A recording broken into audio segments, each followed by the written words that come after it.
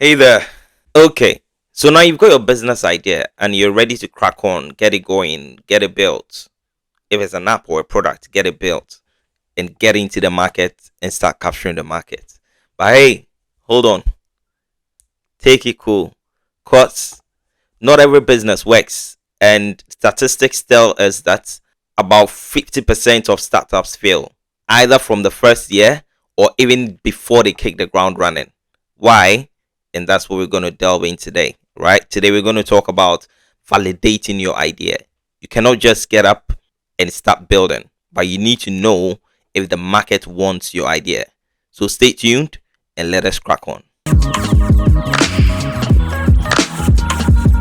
Okay, so the problem or the idea you have, maybe you have developed it from your frustrations or from a market research or whichever way, but you do not know if that idea will work. Even if it's a frustration, it might be a frustration to you alone.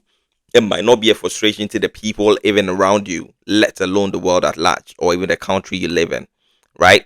So, what you want to do is validate this idea.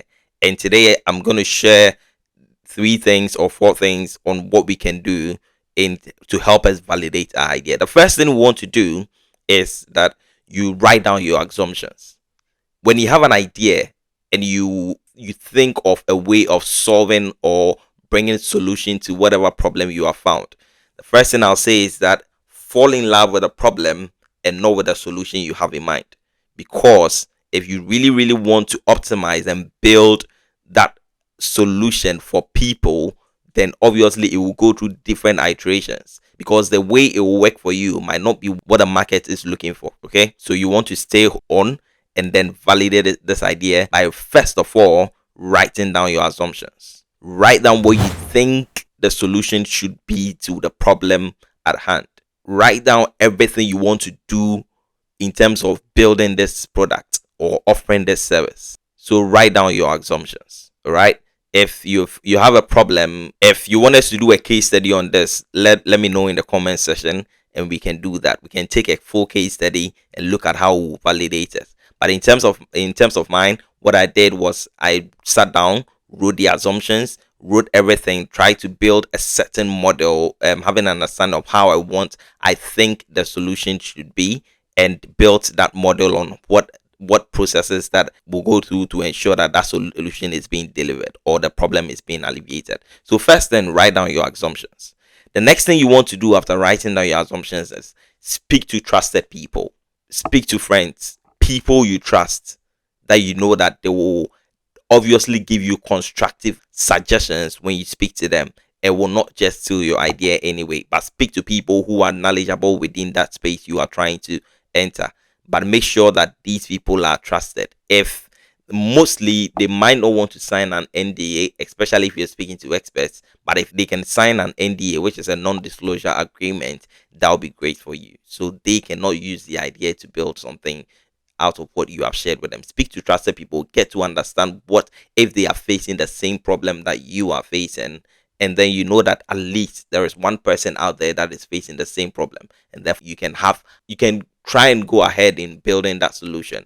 But before you go ahead in building the solution, test it out wide, right? The next thing is to test it out wide. If you're building a product or a service or whatever, you can build what we call a landing page. A landing page is a one pager web something. Previously, what you would do without the wave of the internet, what we would have done was to conduct a survey. But now you want to build a landing page just describing the problem you think is present, the problem you're trying to alleviate. Describe the solution you are proposing to the problem in the landing page, and then you can put a call to action of if people expressing interest in using the product. So it's not something you're charging for, but you are trying to gauge the market to understand if people are really facing this problem, and therefore the solution you are proposing is something that they want as well. So in the landing page, that's what you can do. Build a landing page, describe the problem, describe the solution you're proposing, and put a call to action of people filling in their details to show that they would want to use that product you're building, and also understand that. So it gives you an understanding of the fact that that problem exists and people really, really are looking for a solution to that problem, and you proposing that solution, if a lot of people are signing in, then it gives you an idea that indeed your solution you're proposing is realistic and people think they can buy into that solution. And the last thing you want to do is build an MVP. An MVP is minimum viable product. Now we'll talk about this in details in next videos. But what I want to say is that when you are building that minimum, that's why it's called a minimum viable product.